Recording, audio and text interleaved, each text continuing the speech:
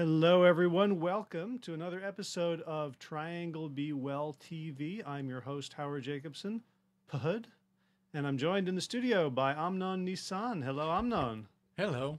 So you're back in your flight suit today. Things got cold. It's cold. I mean, this is ridiculous. This is the way it's supposed to be, right? I know, but today's the first day of spring. Well, I get up, it's like 31 degrees. I'm wondering if I should have closed up the plants last night. It's crazy. tonight is going to be colder. No, I'm gonna have to invite them in to So, sleep with me. yep, you All the probably do. all the little lettuce That's what they seedlings. said, that tonight you need to cover any young, budding plants. All right, well, there goes all my Yeah. plans. Yeah. Oh, no. So I'm inviting you to call in if you have questions about your health. Specifically, I love talking about habits, about how to change, how to transition, about all the things that we know about how to actually make lifestyle and diet changes that change outcomes. It's really easy to make changes, but and we see this all the time. Every time you read an article somewhere, a supermarket checkout counter article will have something you do differently. I mean, we change all the time. We're constantly doing different things, but a lot of the time it really doesn't make a meaningful difference. My friend and mentor Pam Popper talks about the metaphor of the safe. So if you have $10,000 in a safe in your house, and it's a combination safe with four numbers that you have to get right, and you get three of them right, you don't get $7,500. It's all or nothing. My friends and mentors, Glenn Livingston and Sharon Livingston, talk about, and they run a coaching school. And they talk about very often we're coaching someone and we're solving problem after problem after problem, and yet people still aren't seeing results with their big issue. And they talk about the metaphor of a boat tethered to a dock with ropes. And some of the ropes are above the water, but some of them are below the water. And the boat isn't going to start moving until every single one of those ropes is untied. And the ones that are under the water, you see, and there's no ropes visible, and you think, well, why aren't I moving? Well, it's because there's still ropes underneath the water. So all this to say that if we change our behaviors in ways that don't untie all the ropes, we're not going to see the results we're looking for. So what I'm talking about here is significant dietary and lifestyle improvements, and enough of them, and a comprehensive approach. So we're not just trying to change one thing. We're not just trying to say this is going to fix everything, whether it's cutting out animal products and refined foods and sticking to a whole food plant-based diet. That's a big start, but it's not going to take care of everything. And even more so, if you say, well, I'm going to change my diet and I'm going to get totally healthy, and all you do is you switch out, let's say, bread for gluten-free products, or you're just going to add berries, or add a ounce and a half of walnuts, and you do these little micro changes, you really shouldn't expect to see big results. So what we talk about on this show is the science and the skills of health and of implementing that health, of behavior change, of habit change. So if you'd like to join the conversation, you can do so one of two ways. You can phone up at 919-518-9773, or you can computers 2K voice on Skype. If people are on Blab, are there special instructions for that? No. No, same thing. Phone or Skype. So today, I would like to talk a little bit about protein. I've worked with two scientists, authors, leaders in the plant-based movement who have spent a long time thinking about protein, and I'd like to share some of that with you today. So first thing, who are those two folks? One of them is T. Colin Campbell, who is best known for his work in the China study, both the study and the book of the same name that encompasses far more than just the China study. And also his work has been popularized by the best-selling movie Forks Over Knives, which last time I checked was the #1 selling documentary on Amazon for must have been years. It may still be there, it may not, but it's definitely up there. Forks Over Knives has a huge media presence. They have been a lot of Facebook followers. A lot of people have seen Dr. Campbell's work and his colleague and friend Dr. Esselson's work through that movie, and then have gone on to read the China study and his second and third books, with which I helped, Whole, Rethinking the Science of Nutrition, and The Low Carb Fraud. Second is Dr. Garth Davis, a bariatric surgeon, general surgeon and bariatric surgeon out of Herman Memorial Hospital in Houston. And he and I collaborated on his book, Proteinaholic, which clearly has protein in its sites. So today, just some thoughts on protein. I have a copy of Proteinaholic open in front of me, open to chapter 15, How Much Protein Do We Need?, which is kind of a crucial chapter. It really looks at the science of that question of how do you determine how much protein do you need. So let's start with an understanding that anyone who's ever gone vegetarian or vegan has, which is the minute you tell someone you don't eat animals, that they will get concerned for you. You know, they'll put down their large Coke and fries and Big Mac to tell you how concerned they are about your health. And you might be, you know, weakening or starving yourself. And they'll always ask the same question in this exact same words. And it goes like this: but where do you get your protein? So let's unpack that question. So the first thing that comes to mind is that they focus on protein. They don't ask, nobody asks other questions about people who have other diets. So if I saw someone eating a McDonald's diet of fries of potatoes saturated in oil, where the potatoes are about 20 calories or 30 calories and the oil is about 700 or 800, and they have a Big Mac with maybe a soggy slice of lettuce and a half an onion ring and a pickle on top of a one or two, I guess, all beef patties with some sort of dairy-based sauce on it on a white bun. So I don't ask them things like, but where do you get your antioxidants? Where do you get your complex carbohydrates? Where do you get your dietary fiber? That is considered a perfectly normal meal. But if someone is not eating animal products or reducing them, then the question of protein becomes a dangerous red flag in people's minds. And so the question is twofold. First of all, should it? And second, if not, where does that come from? So Dr. Campbell has spent his career climbing a reductionist mountain where he was looking at very, very specific markers, at very, very specific interactions. We have a whole chapter in Whole on a single enzyme called mixed function oxidase. So clearly the guy knows how to get a very, very powerful microscope and look at very, very tiny things. And through his 50-year slog up this mountain, like Moses viewing the promised land, at the top he was able to see something remarkable, which is that reductionism, this look at details, at isolated details out of context, cannot bring us the same level of truth as what he calls holism, with a W, W-H-O-L-I-S-M, that looking at systems, looking at entire ecosystems and flows of interaction can give us a truth that reductionism cannot give us. So when someone says, where do you get your protein? And they're looking at meat as a source of protein, what they're doing is engaging in a prime case of reductionism. It's as if you drive in the car and you have the radio on, and someone says, well, I don't drive, I bike. And someone else says to them, where do you get your radio? So the assumption is that the most important thing in the car is the radio, and there's nowhere to get it aside from in the car. So asking someone where you get your protein because they don't eat meat is very similar to asking someone where do you get your radio if they happen not to commute or not to drive or not even own a car.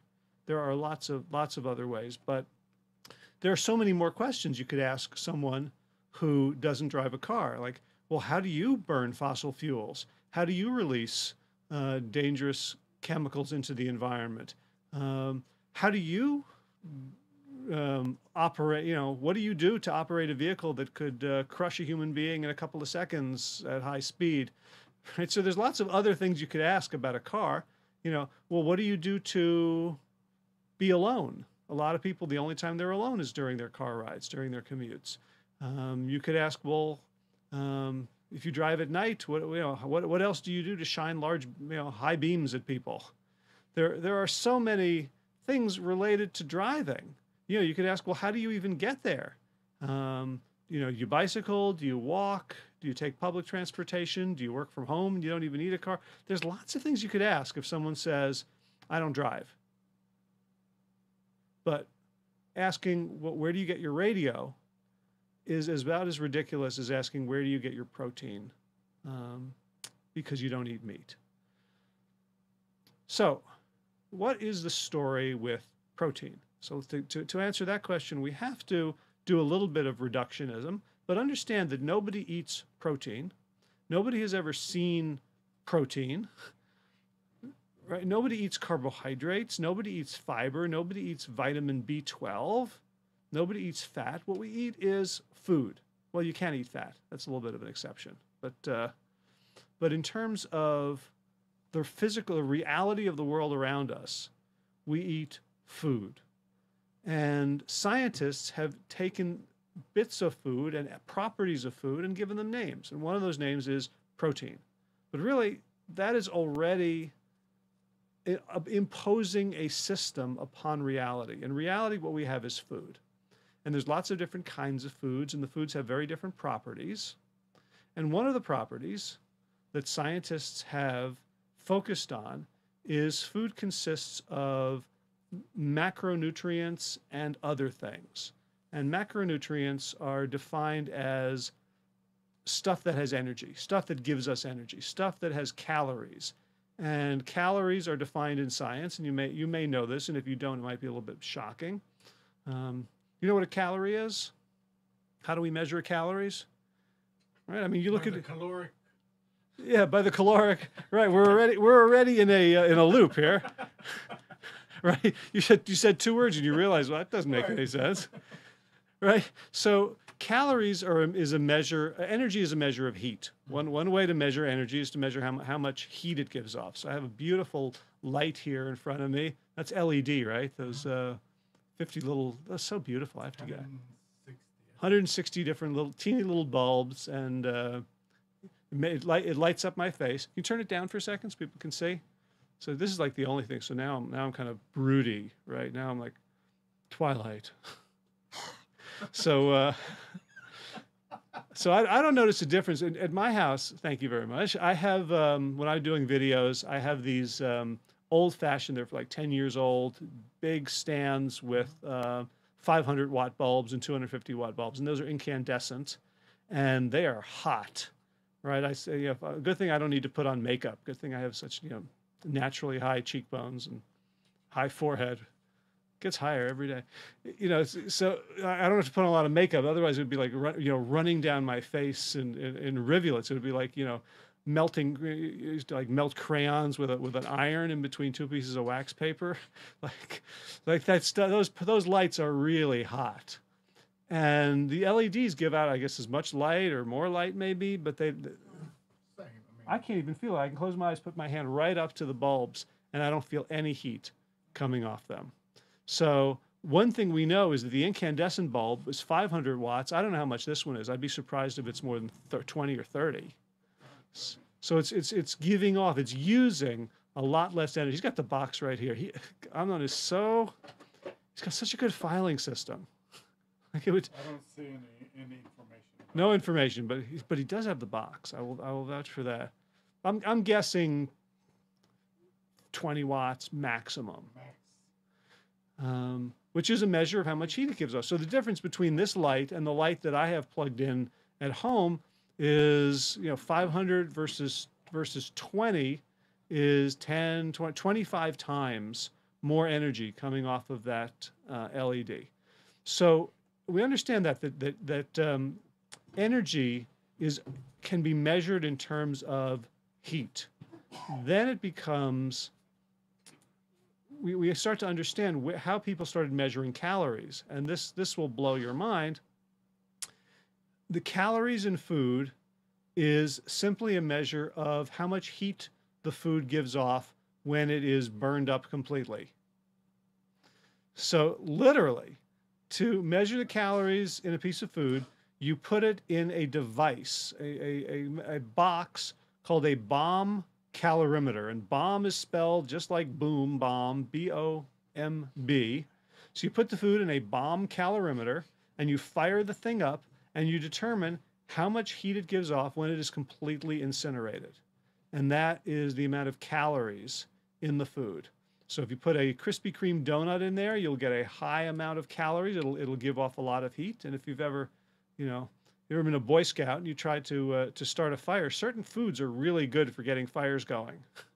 Right? So we make fires sometimes in our backyard, and I'll have the kindling, I'll have paper, I'll have pine straw, and then sometimes I don't have small enough twigs. Like the twigs are a little damp, so I'll have like sticks and then logs, but I don't have anything intermediate. So what happens is the paper will catch right away with a match or a magnesium steel from some sparks. The pine straw, if it's dry, will catch, but none of those have enough heat to catch the sticks on fire, because there's no twigs. There's not that intermediate step. The slope is too high. So what I will do then is I will look for something that can burn for a long time. Now, if you want to go to the store and buy them, you can buy these like fire starters. They're like wax in a little paper cup, and once the paper cup catches, then it's like a candle, and that gives off a lot of heat for a long time. But there's also a lot of foods you can use, like chips are my favorite, like potato chips, corn chips. They are so full of oil, which is a very, very high calorie food. They will burn. If you take a Frito, and you ever do this, you ever light a Frito on fire, that sucker will burn for like a minute or two. And it gives off this nice, very, very efficient blue flame. It's like the miracle of the Cheetos. You could make a Jewish holiday about this stuff. So that is what calories are. So let's think about this for a second. So if I were to say, well, I'm going to eat this desk. This desk was very high in calories, because like this wood would burn for a long time. It's like nice old wood. This would burn for quite a while. My violin would be very high in calories. My guitar even more so. So you can see how ridiculous it is to think that, well, because it has calories, that's what I'm going to be taking in. But calories is simply a measure of the heat produced when a foodstuff is burned. So there's 4 types of foods that contain calories, four elements that contain calories, and this is where we start getting into this reductionist rabbit hole. One is carbohydrates, which is basically carbon and hydrogen in chains. It can be very, very short chains, which are called sugars, or longer chains, which are typically called starches. And carbohydrates are 4 calories per gram. Protein is another structure that is characterized. They all have the carbohydrates stems, the carbon and the hydrogen. Protein is characterized by nitrogen. And protein also has 4 calories per gram. So if you eat a pound of pure protein, or a pound of pure starch, or a pound of pure sugar, you're getting the exact same amount of calories. Next one higher is alcohols. And alcohols are also carbon and hydrogen, a few other things in there. And they're higher at caloric density. So you're drinking your beer or drinking your wine trying to lose weight, not a great strategy, because it's almost twice as high, almost twice as calorically dense as the protein and carbohydrates. So that's at 7. And topping the scale is fat. And pure fat, which you can eat as a food group, because oil is, any sort of oil is pure fat. So that's at 9 calories per gram, or around 4,000 calories a pound.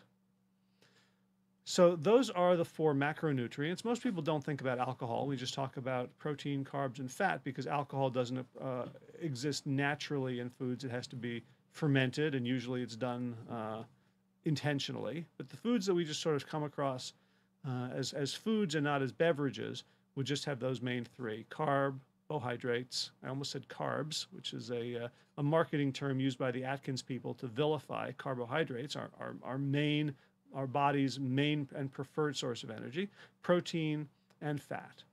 So if you eat food, you're going to get all of these things. If you eat whole foods, you're going to get them in reasonable quantity, reasonable ratios. And if you eat plant-based whole foods, you're going to get them in what's pretty much an ideal ratio for human beings.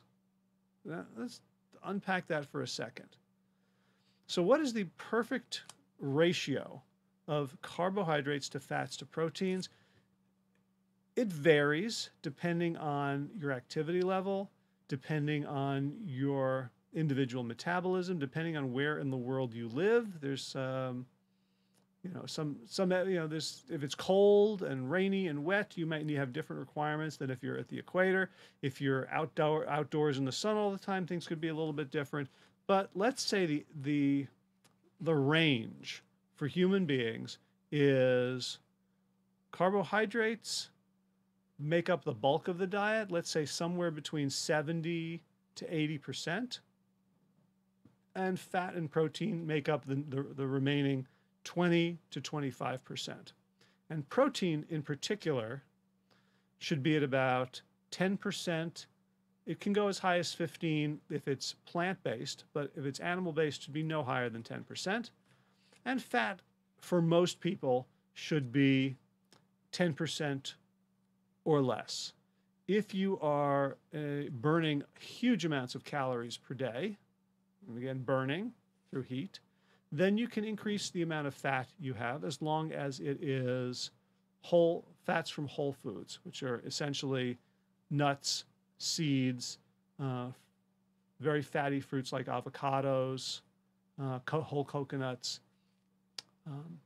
things like that. You want to stay away from, again, from processed foods and from animal foods, which include oils. Oils, if you think about how everyone's like upset about sugar these days, like, oh, sugar it's poison. Sugar's not good. Sugar's not great. It's not the poison people make it out to be. It doesn't really cause inflammation.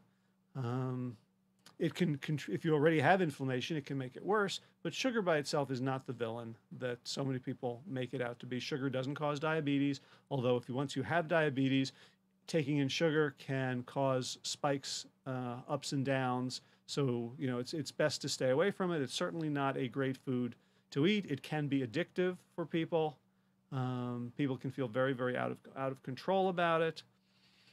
But where was I going with this? There's a problem of not having notes. It's true that sugar is not that bad. I mean, I'm diabetic, and I'd better eat 1 spoon of sugar than a slice of white bread. Mm-hmm. Right. Or I remember where I was going, or a teaspoon of oil. Right. That's compared. Yeah. Right. So here's the thing. Sugar, everyone knows that sugar is a highly refined food. It's a white powder, right? White powders tend not to be, good things for human beings to ingest, whether it's, off a mirror through a straw, or, in a Krispy Kreme donut. We understand it's highly refined, and the process. Where do we get sugar from? We get sugar from plants. We get sugar from sugar cane. We get it from beets. In the old days, you get sugar from sorghum in the form of molasses. Or if you're getting some other sweetener, if you're getting honey, well, you can say it's a whole food, but it's basically someone else's food that you're stealing, right? The bees, like, they spend so much. We keep bees. Those little suckers spend so much effort.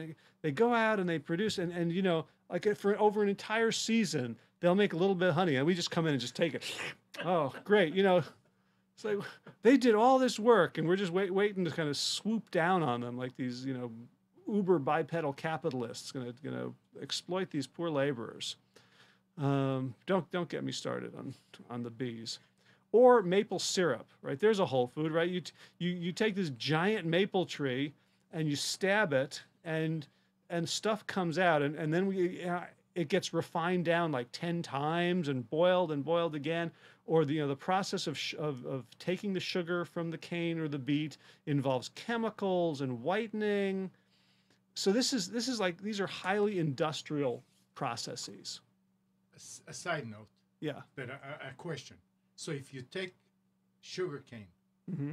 and you could squeeze it into a cup of tea, Uh-huh. is that okay, or is that just as bad? Oh, well, maybe it's not as bad as sugar Right. process, but how bad is that? Well, it's Because it's plant based. yeah. Well, so is apple juice, right? That's essentially the same thing as juicing. So it'd be the same as like taking apple juice or orange juice. These substances are not going to kill you per se, but they're not giving you most of the nutrients are bound up in the fiber. The fiber itself is hugely important for feeding, not just for like, we used to think of fiber as basically a broom. There's a great old advertisement. It's shocking that this was able to be shown. It was like for selling celery, and it was saying celery is basically like a broom for your insides because of the fiber. And the image, this cartoon, is actually a piece of celery going up someone's butt, cleaning it out, like a chimney sweep, and the person's bent over, and you can kind of see their colon, and it's amazing like that this was ever thought of as like good marketing. It's hard to forget the image, very sort of Jetsons era cartoonery. But we used to think that that's what fiber did. Fiber was basically an inert substance that kind of scraped down our intestinal walls and kept things flowing. And it's true that fiber does that, and fiber does speed up and the elimination process and adds bulk to stools. But fiber does a bunch of other things as well, including fiber, insoluble fiber that we can't eat, is actually food for the good bacteria inside us. So when we don't eat fiber, we're not just having a problem with the broom. We're having a problem with the janitorial staff. It's like not feeding your custodians. Well, they're not going to be able to do their work. And the microbiome, the bacteria, the colonies that live in our gut, there's a lot more of them than there are of us by weight, by number, trillions of these gut bacteria. And if we're not giving them fiber, the good ones are dying off. So that's what, so your question about like juicing, like if you just take the sugars out, you're eliminating a lot of good stuff. You're having sort of raw, pure calories. And an interesting thing is that our brains and our bodies don't seem to be able to account for liquid calories. So in a bunch of studies, if I give you a sandwich to eat, you eat the sandwich, you'll report being less hungry than you were before the sandwich. It's no miracle. You eat something. My dad used to say, he'd joke, he'd say, I go to the doctor, I say, doctor, I have a terrible problem. He says, what is it? He says, every time I eat, I lose my appetite. So that's the way it's supposed to be, right? You eat, you lose your appetite. And in studies, people who are given a snack before a meal tend to reduce that meal isocalorically, meaning by the same number of calories. So if I give you a 100-calorie snack and then I give you a meal, and someone else doesn't get the snack, you'll probably eat 100 calories more than they will on average, or you'll eat 100 calories less in the meal to compensate because you have a pretty good measure for certain foods. We have a much better measure for some foods than others. The more concentrated the food, the worse our measure, but liquids appear to be the worst of all. When you drink calories, you simply don't notice them. So if you drink 350 calories of soda, then you're not going to reduce your food consumption by 350 calories. So there's some interesting theories about why this is. The most interesting um, has to do with like way back in time when we were, you know, hunter gatherers, and food was scarcity was a constant issue. Like you were more likely to not find food than find food. So we had to be very, very opportunistic. If you saw a grub, if you saw a yam in the ground, if you came across a tree and fruit, or you saw, a small beast came by that you were able to catch. And by the way, humans are crappy hunters. Like we need a lot of equipment in order to hunt well. Like if it was just us, like running around throwing rocks and sticks at animals, like we'd do better eating the sticks. So we have a question. Good question. I will get to that about supplemental probiotics. So let's say you're this opportunistic human, and you come across a stream, a clear stream, and in those days, clear streams were drinkable. Right, we didn't have to worry about life straws and tablets and stuff like that. And you are thirsty. You've been walking all day. The sun's shining, so you want to drink as much as you can, because who knows where you'll find the next stream, right? So you could drink a quart of water at a sitting, and now you're feeling a little bit bloated for a while. But then all of a sudden, some animal runs right at you, runs at a rock next to the stream, hits its head and dies. Or you look up and you see there is a plum tree with full of ripe plums. Evolutionarily, it would be a really bad idea for this human to go, "Oh, I just drank water, I'm full." Because you didn't get any calories from that water. Water is not a macronutrient. There's no calories in that water. So if you're full from drinking the water, too full to eat, that's a problem. So evolutionarily, your brain goes, if it's liquid, it ain't got no calories. Because where else were you going to get calories from? Where else were you going to get liquid from? I mean, so as an infant, you would suckle, you'd get breast milk, which is far thicker than water. But, you'd even there, you drink till you're full and then you stop. Like once we're adults, what liquids are we naturally going to come across other than water? We're not going to find apple juice. We're not going to find Diet Coke. We're not going to find Sprite. We're not going to find milk. Right? If this is before domestication of animals. You imagine like some bison on the plain, like, oh, look, that bison is lactating. Let me run up to it and grab on and ride upside down like Buster Keaton while I suck on its teats.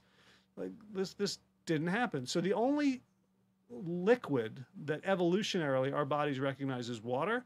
It has 0 calories, and so when we drink liquids, we don't add to the calorie count. Only food adds to the calorie count. So the cane juice will be healthier largely because of the chemical processes that can be eliminated. But it has the same sugar content as. Yeah. Sweeteners are sweeteners. Yeah. The sweetener that I use, and sometimes I'll add sweeteners. We keep agave nectar and maple syrup, and we even have some dried cane juice, like for desserts and things. We use it sparingly.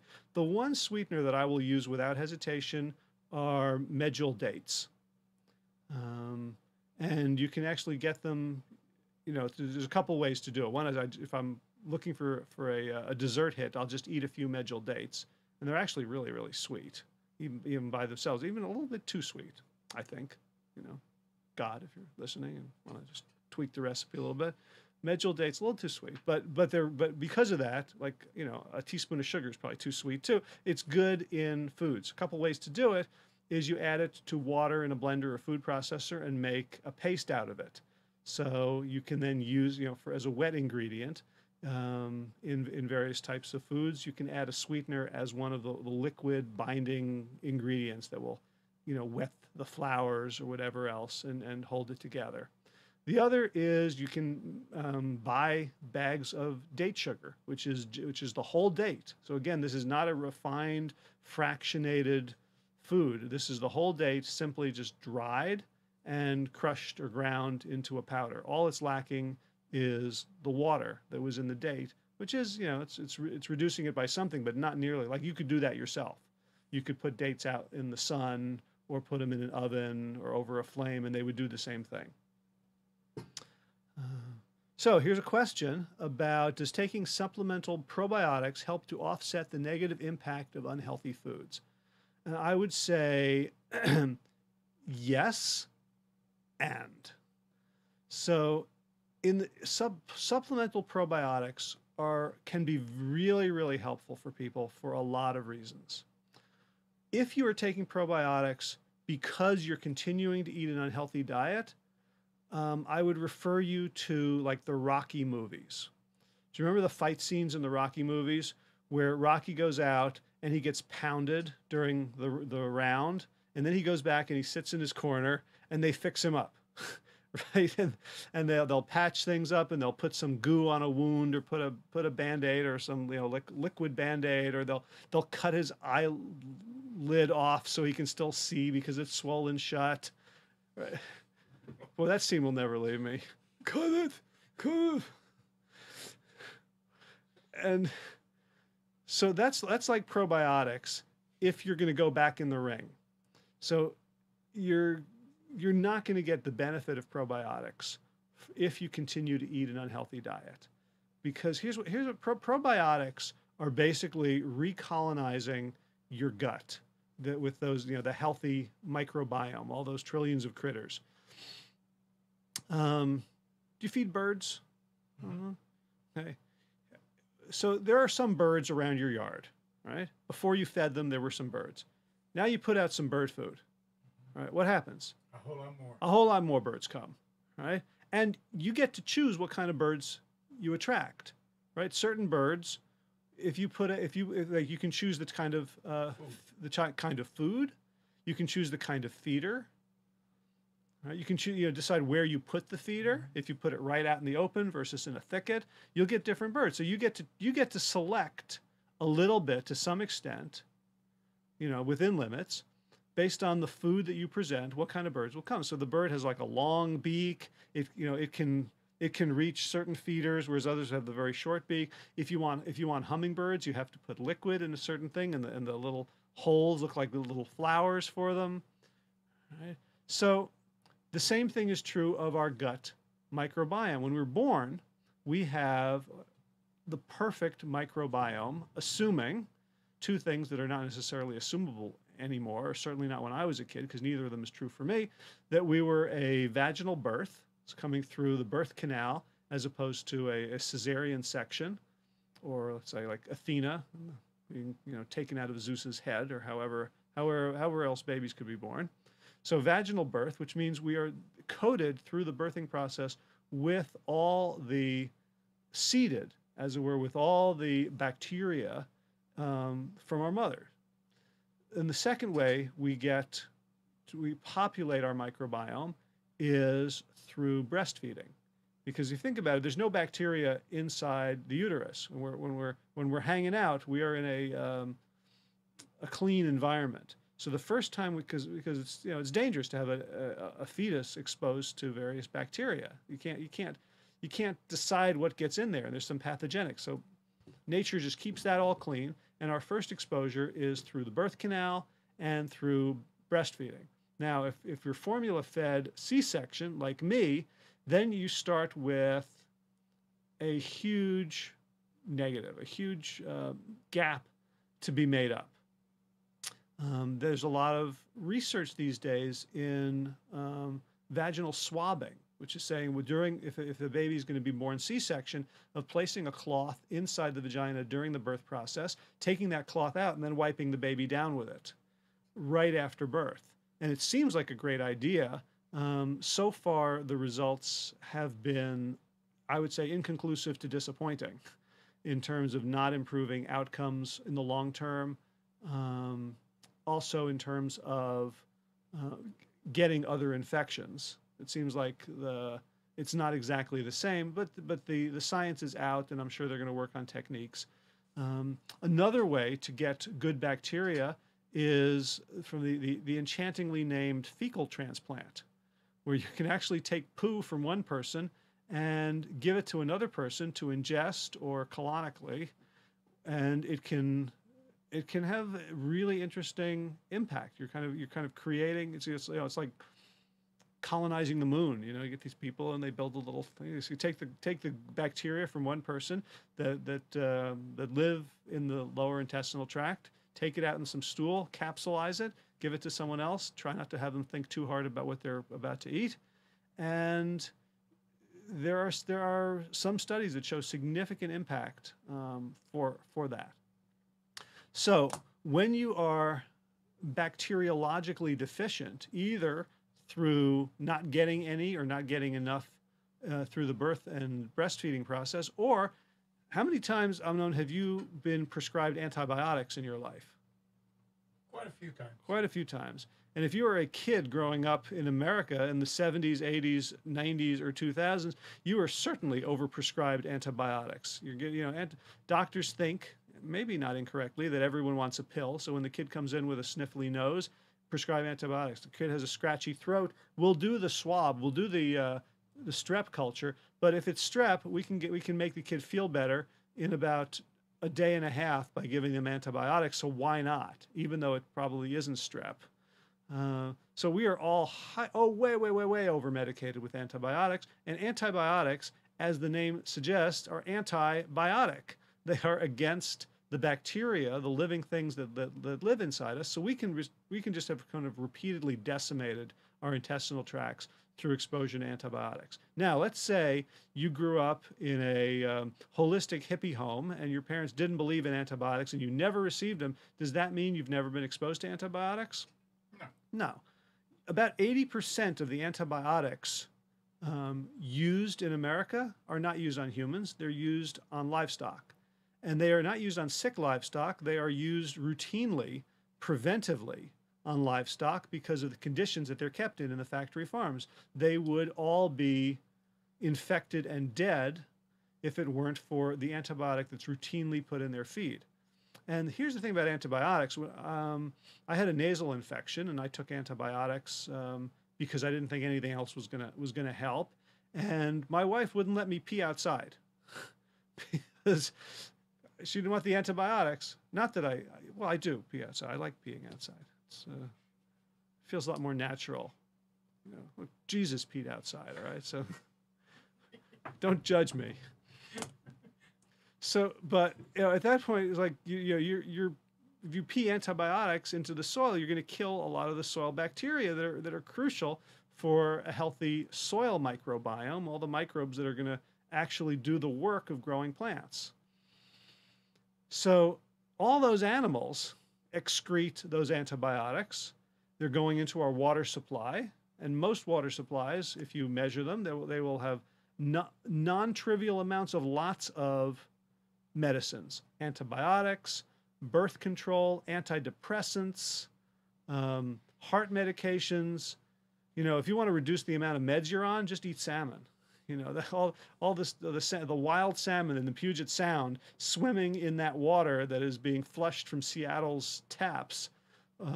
Every medication imaginable is getting into and being concentrated in that tissue. So back to the probiotics. So it's true though that if you grow up and you play outside all the time and you're in the dirt and you put your finger in your mouth, I mean, you get a little bit, and you get sort of like immune to certain things because you expose your body to these bacteria. Yeah. You're not meant to live in an aseptic world. Right. There's a great evolutionary biology story that I'm not going to have all the details of at my fingertips, but essentially there's some island in the Pacific, somewhere near maybe New Zealand or Borneo, where there was a population of flightless birds. And island biography is really interesting because evolution can take place there separate from mixing with other species. So islands very often tend to have species that are found nowhere else, especially if the islands are far enough away from other islands or other land masses, that there isn't a lot of mixing. So that's one of the reasons, Darwin went to the Galapagos, etc. So there was this island somewhere that had these flightless birds, and they used to build their nests on the ground in plain sight because there were no predators. There was no reason not to. There was no evolutionary imperative to spend energy hiding nests or building nests in trees or building nests in thickets or building nests in any sort of inaccessible or non-obvious place. So, evolution will not expend energy. Thank you for the water. I didn't catch all those hints about you want to drink water from Ah, the stream. oh, I wasn't hinting. At least I won't pee on your rug. So this island had these flightless birds that were laying their eggs in plain sight. The birds didn't move very fast. They didn't have great eyesight. They had no fear, because fear response is itself an evolutionary cost. And then humans came and found this island, and on one of the ships there was a snake or two, and the snakes started colonizing this island, and they wiped out these birds quickly because the birds had no fear, they had no experience. So it's very similar. If you're exposed to an environment in which there is no threat, you learn to not perceive and evolve ways of mediating threat, of dealing with it. So yeah, so getting in the dirt. One of the really interesting cross-cultural studies being done these days is about like peanut allergies. So all of us, when I was a kid, nobody had a peanut allergy. Now everybody has a peanut allergy. So there's a question like, why is that? Like, are peanuts different? Are we different? Some people say that some of the oils used in vaccines contain peanut oil as an adjuvant, and so our bodies learn that when you get a shot of something subcutaneously, which is a very unnatural way of receiving something, if a peanut gets in that way and we have an autoimmune response to the allergen, which we're supposed to have, like that's the purpose of a vaccine, is to make our bodies go, oh, yuck, let's learn how to deal with this, that the peanut oil in there may have, or the soy oil also may have led to this huge rise in peanut allergies. But there's also countries in the world where there's very few peanut allergies, including your home country, Israel. Yep. Right? Very little peanut allergy. You don't have Right, rules. you don't see So, so one question is, are Israeli kids brought up on a dirtier lifestyle? They're. that. I know we did. Tell me about it. We were on the street. I mean, you came back from school, you did your homework, and you went out. In the city, and you're in the street, and you touching all kind of things, and you playing. I mean, it was normal. Nobody ever said, "Oh, don't put your hand in your mouth." You didn't hear that. I mean, we had chickens on the roof. Yeah. And you go out there, and who knows what you're touching, and kids put their hand in their mouth. And over here, I heard about the things that, yes, if you are exposed to this, you develop immunity from certain things because your body is, okay, yeah, that's not bad. I remember that. Right. So yeah, that which doesn't kill us does make us stronger in the case in the case of immunity. That's fascinating. So here's where supplemental probiotics can really help. If you have been bacteriologically barren for a long time, as I was, and as I have been, I've been taking probiotics now for about a year. Taking probiotics will reseed. It's like, you don't have any, you haven't put out food for the bacteria. Someone's come to your yard and killed all the birds, and so you can put out all the bird food you want. If there's no birds, they're not going to eat it. So you have to go get some birds. So, you go out with a net, you catch some birds, you bring them to the yard, and there's food for them, right? So that's the question, that the problem with offsetting the negative impact of unhealthy foods. Suppose you kept on catching birds and bringing them to your yard and say, stay, eat the worms, poop on the grass, do all the good birdie things, eat the bugs, sing, be pretty, I love you, right? Birds and and the bacteria in our gut, very similar, very, very, very, very, very useful. But you don't feed them, or you put out like slabs of rotting meat, or you put you put out things that are not food, salt, right? You get deer, but you're not going to get the birds to stay. So taking probiotics, if you're not eating a healthy diet, is like catching birds, dumping them on your lawn, and not feeding them. They will eat, they will go away, or if you keep them there, if you force them to stay there, they will die because they have no food. So you also want to be feeding them prebiotics. Now, prebiotics is pretty misunderstood. There are probiotic capsules that also have prebiotics. Prebiotics are basically food for probiotics. It's like bird food. It's what you want to feed the bacteria so they will stay, so they will thrive, so they will multiply, so they will colonize your gut. And the problem is not that, if we're taking a lot of antibiotics, it's not that we have a sterile gut, it's that we have a barren gut that can get opportunistically colonized by anything. Right? It's like a no man's land. If you have a very, very healthy microbiome, if you have a very, very healthy garden, and there's lots of plants growing, there's not going to be a lot of weeds. Weeds happen, right? When do weeds happen? When you go and you till the soil, you rip up everything, and then you start planting seeds. Now all of a sudden you've got this barren area that's anything, birds come and poop on it, pollen, seeds and spores blow in, the wind blows things. All of a sudden now you've got a place where there's no competition. So that's where weeds come from, and they serve a very interesting function because humans are largely the only animal that would think to, hey, there's a spot of earth, let's rip off the top, right? That's basically what we think of when we think of gardening, right? Weeds don't grow in the forest. Like, think about a forest. There are layers of the forest. There are the tallest trees. There are smaller trees. There are shrubs. There are, sort of maybe a little bit of ground cover. There are root systems. There are vines. And any forest that has been around for a while, first of all, it looks beautiful. We like walking in the forest because there is balance to it. There is harmony. Second, there's, in an established forest, once it reaches what we call sort of the, apex maturity, it doesn't change very quickly and very much, unless you start changing other inputs like, climate change, and all bets are off at that point. But you don't have a problem. You don't have to weed the forest, right? No, the state of North Carolina doesn't send in crews to weed the forest. It's in homeostatic balance. And it's not that there are no weed seeds. It's not like there's a sign or there's rangers standing out there saying, oh, you bird, you can't go in there because you might have eaten a seed and you might poop it out and a weed would grow. The weeds, there's simply not a niche for them to thrive. So you'll get a few, but the tall trees are blocking the sunlight. There's other roots. The whole system is so full.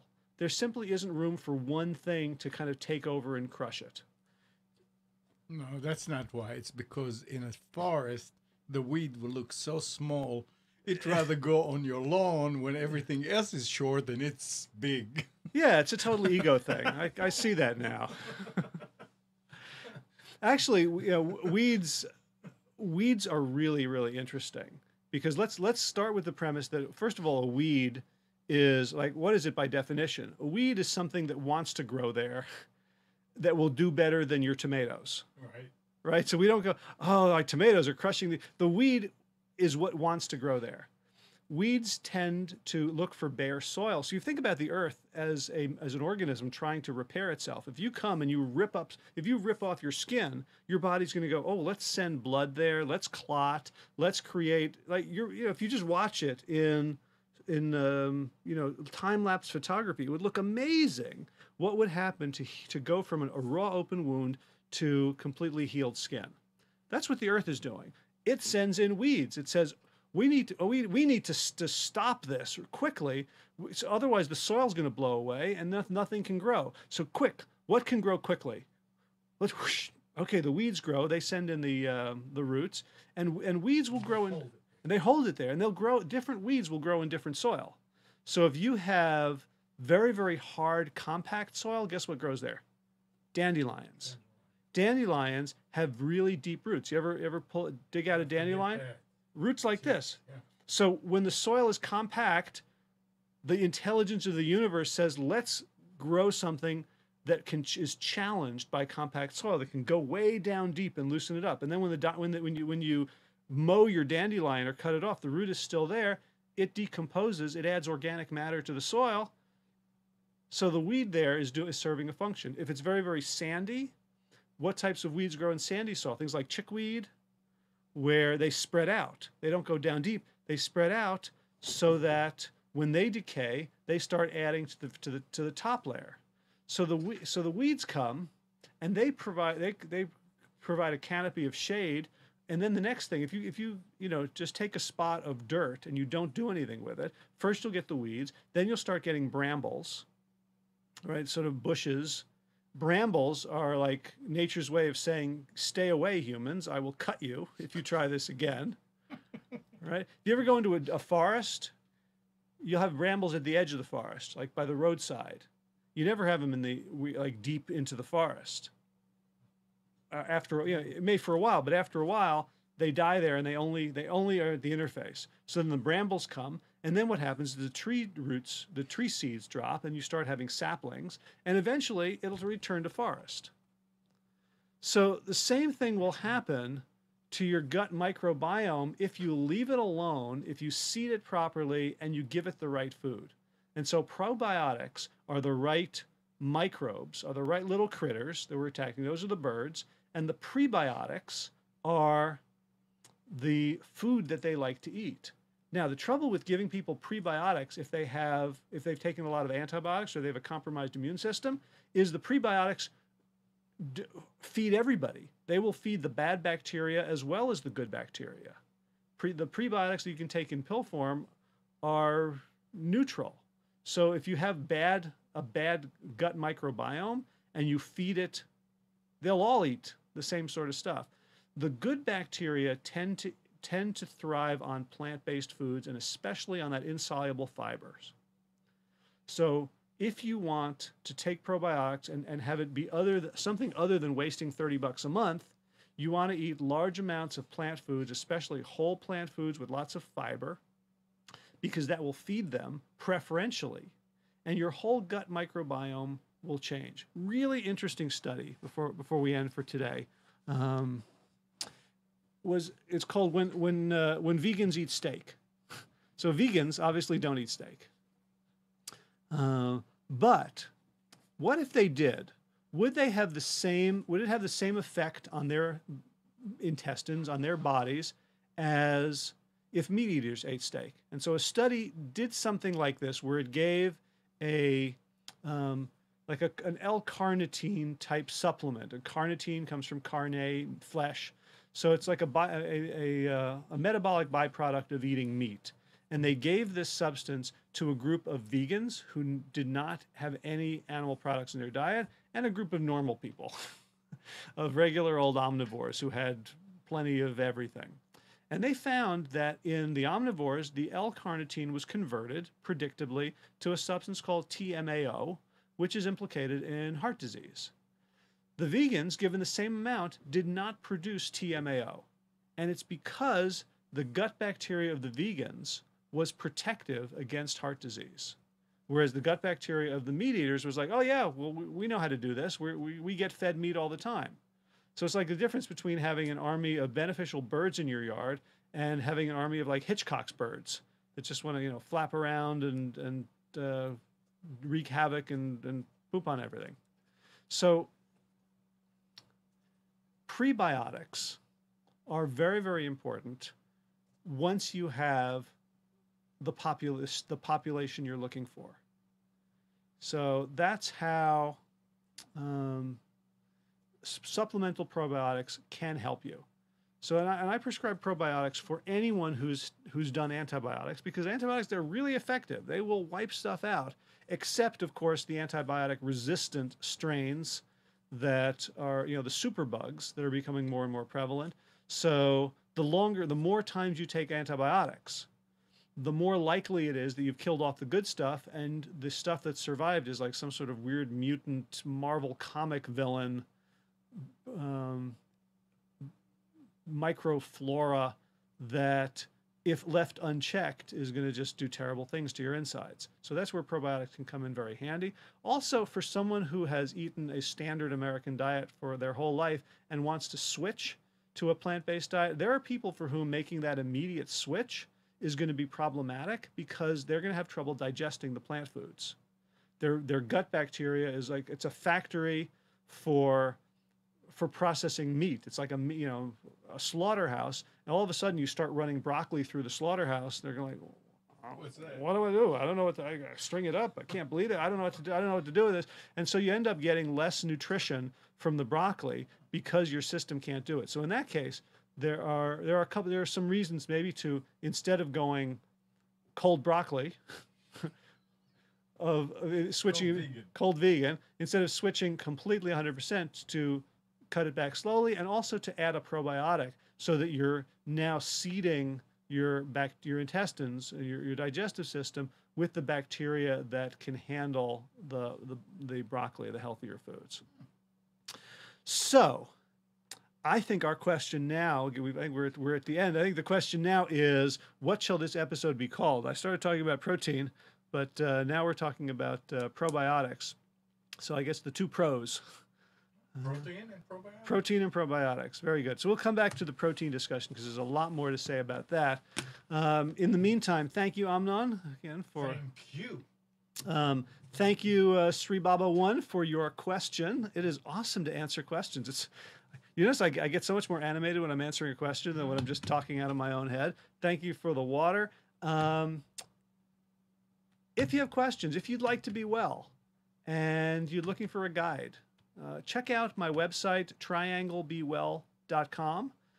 You can find, I post the YouTube links to all the shows that Amnon so effortlessly and expertly produces for me.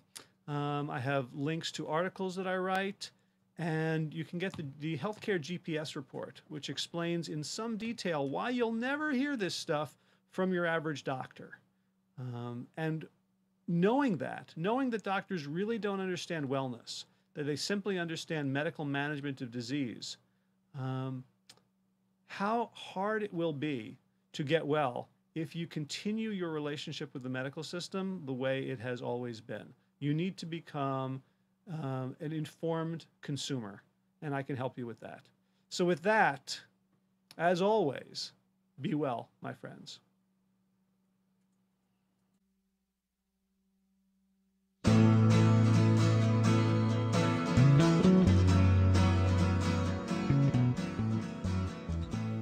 You're tuned to the Nissan Communications Network. Our weekly lineup of call-in programs includes Computers 2K Now with Amnon Nissan, My Life, My Will with Gisela DiCarlo, The Tanya Love Show, Health In with Debbie Bruck, Breaking Free with Marilyn Shannon, Triangle Be Well with Howard Jacobson, Lunch and Learn with Rabbi Yisrael Cutler, Lessons of Vietnam with NCVVI members, Parent Dome with Ryan Miller, Current Affairs with Amnon Nissan. And if you tuned in too late, you can always watch each program in its entirety or download an MP3 audio file of it in the archives section on nissancommunications.com. Don't forget to subscribe to our YouTube channel, follow us on Twitter, and like us on Facebook. Sponsored by Atomos.com, makers of quality video recorders and converters, CarolinaApparel.com, and DeltaForce.net.